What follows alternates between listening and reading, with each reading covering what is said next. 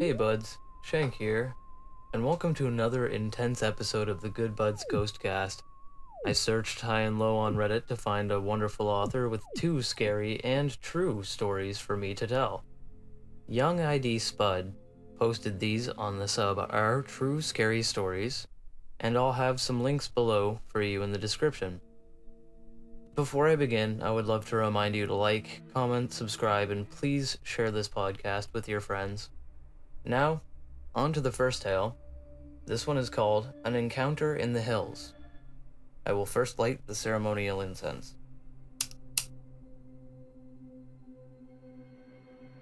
The following is a true story relayed to me by a friend. After telling her my story, which I posted last week, she shared this tale due to its similar mystery and overall creepiness. I'll refer to her as Anna, and our mutual friend who was also present as Jess. Years after my last story, I moved to eastern Idaho, a land of wide, low valleys surrounded by rolling sagebrush steppe hills, with the Grand Tetons, Caribou, Targhee, and Sawtooth Mountains as epic backdrops against the sky. It's God's country here, and I have loved every day here, even when there are several feet of snow and temperatures going below -10.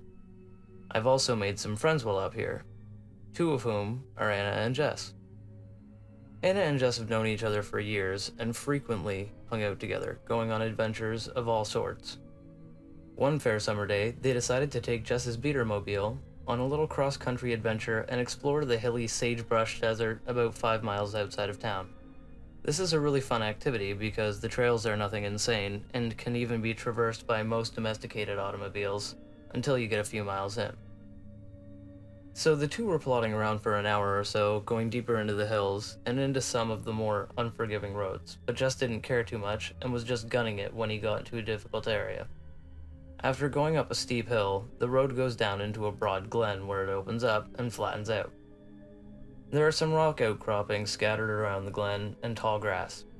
I know all this because I've been to the exact same place in my truck.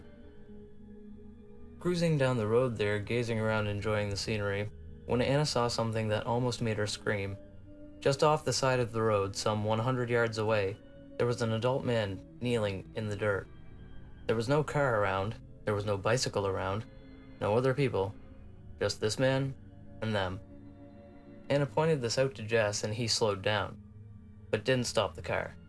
The man was looking at them, still kneeling on the side of the dirt road. Anna then noticed his hands were behind his back, like he'd been tied up. She pointed this out to Jess, who then suggested they go see if he needed help. Anna pointed out that was a stupid idea and said to floor it past the man. Just stomped the accelerator, and they took off. As they got closer, Anna said she could see the man was older, probably in his 30s or 40s, and was Hispanic or Native American, Blackfoot and Shoshone tribes around here, with dark hair. As they advanced, Anna said she could see him mouthing some words but could not hear them or read his lips, and as they drew close, Anna closed her eyes, afraid of what she might see. Jess told me he was too busy focusing on the road to spare a glance.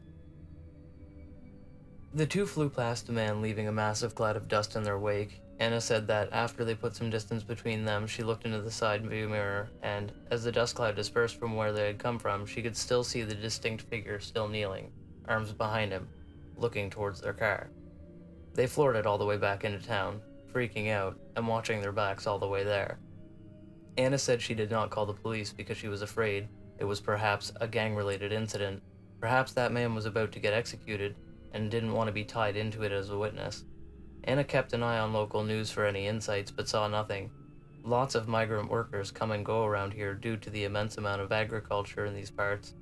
Most owe money to cartels who help them cross the border, or work for them selling narcotics as supplemental income. Maybe Anna came across some poor guy who had crossed the cartel. Maybe it was a native out praying. Maybe it was just some weird-ass hobo. All I know is that this story adds another reason as to why I always carry. Not really sure how I feel about Anna not calling that in, personally. It definitely could have been done anonymously at least, and it could have saved somebody's life. I mean, that's definitely a scary situation to find yourself in for the people in the car, and but I'd say more so for the man that was outside of it. It's terrifying. But yeah, um, don't fuck around in the desert. This next story is called On a Foggy Mountain Road by, of course, the same author, yungIDspudd. Links will be below. This is a true story detailing something that happened to my wife and I 3 years ago. So my wife and I lived in a renovated pool house on my uncle's property, up in a secluded, posh neighborhood in the mountains of SoCal. The community was quiet, given the economic status of the residents, and the fact that it was several miles up the mountains, far away from the urban neighborhoods. The community was also gated, keeping it even more secluded. That being the case, the only real traffic was people who lived in the community coming up to their McMansions. There are two ways up the mountain, one approach from the south and one from the west. Either way, you have to drive several miles up a narrow, windy, one-lane roads that both lead up these razorback ridges in order to reach the community gates. For those who don't know, a razorback ridge is a narrow ridge with a steep 100-foot or more drops to the bottom. Sorry for the long details, but I promise this will all be important. So one night, wife and I are hanging out with the family who live down the mountain and in the San Bernardino Valley. We're there till about midnight and then decide it's time to go home. We start driving, and as time goes on, the houses and street lamps get more sparse, and the darkness encroaches as we hit the base of the mountains. As we start to drive up the mountain street, lights are absent, and the lights of houses are gone. Nothing but darkness and our two headlights. About halfway up, a fog starts to develop. Nothing too uncommon for the area, just a little dangerous given the windy roads and how late at night it is. People have literally driven off the windy roads and died in the valleys below even when there wasn't a fog out, so I slow down and stay extra attentive to the road. The steep part of the ascent was over, and we reached the Razorback Ridge, just a few more miles until we got home. When we reached the top of the ridge and the road levels out, the fog grew thicker, limiting my visibility to about 100 feet or so. Suddenly, I make out a large shape in the fog and catch the reflection of my headlights bouncing off a mirror surface. I slow down and came to see a new, silver Mazda crossover in the road. The car was not merely parked in the shoulder or even in the traffic lane, it was literally in the middle of the road. The back half of the car was in the lane opposite us, and the front half was in our lane, as if someone had come from the opposite direction and veered into our side and just stopped there. This is particularly odd, because that either means someone came from our community several miles further down that way, or had driven all the way from the other approach up the mountain bypassing our community, which is the only thing really up here. In either case, it made no sense for someone to be coming out this way in this time of night and to have stopped their car, their expensive car, at this point in the road. Furthermore, the car was empty. The lights were off, the doors were all shut, the car was not running, and nobody was nearby. There were no flashlights shining, nobody calling for the lost dog or flat tire, no houses or trails nearby, just the road, the fog, the silence, the cliffs, the empty car, and my headlights.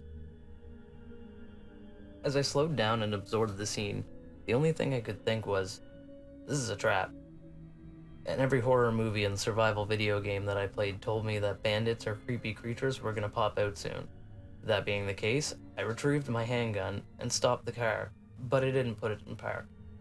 My wife was also taken back and muttered, "What the heck is this?"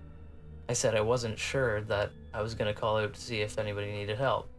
Despite the creepiness, part of me still thought there was a rational explanation and that someone needed help. I cracked my window a bit and listened. No voices, no engine running, no wind, just the barely audible soft hum of my engine, which goes into eco mode when stopped.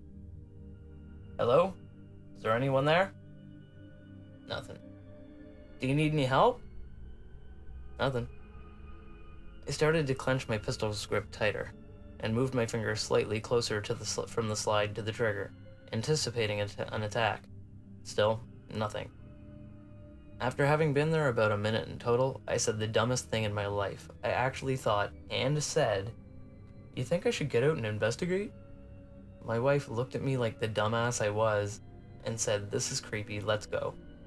I still feel dumb for saying that, and as it left my lips, I realized I was sounding like some generic horror movie extra about to get killed in the first 5 minutes of the film. At that point, I realized it was time to go, and I started to slowly drive around the car, scanning for movement in the fog and in the vehicle. Again, nothing. We finished our drive home, and talked a little, and then went to bed. For the next week, I checked Facebook community pages and local news for anything connected to it, maybe a missing person report or a missing dog alert or even just people who saw the car, but nothing came up. I drove that path dozens more times at that same hour, but never saw anything like it again. I still don't know what that was about, and still can't rationalize it without copping out with the "it was just an elaborate prank" excuse, which honestly seems impossible and ridiculous as well. To be honest, it seems like the road was intentionally blocked, but I do not know who would rationally intentionally block a road with a very expensive car on a windy, dangerous mountain road in the middle of the night, in the middle of severe fog. Still a strange and creepy mystery to me this Still a strange and creepy mystery to this day. Frankly, the horror movie instinct would have won with me as well. Even with the gun, I'm not risking it at that time of night. I certainly would have called the authorities, though, to check into the car and maybe update me if possible, because I live nearby and that's creepy. Fucking fog makes everything scarier. Um, Obviously, in these two stories, I don't necessarily agree with the reactions of the people. I do react with the self-preservation instinct, but certainly I always feel that if you're not going to investigate it yourself, you should bring it to the attention of someone who can, right? So, that at the same time, these stories were both scary. I appreciate very, very much yungIDspudd for allowing me to share these stories with you. I would like you to check out the links down below in the description. Check him out on Reddit. Read his other stories. Enjoy them very much. And while you're doing that and while you're checking things out, check us out on the other podcast I do, the Good Buds podcast. And yeah, like it'd be super fantastic if you did that.